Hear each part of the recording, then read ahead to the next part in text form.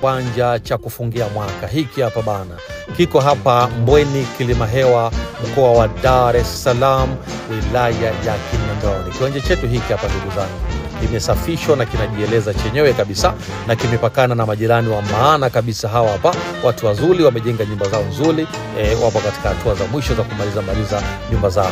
Ukubwa wa kiwanja chetu bwana ni square mita 1200, na uzuri katika eneo hili viwanja vyote vya hapa vinaona bahari, yani kuna ile sea view.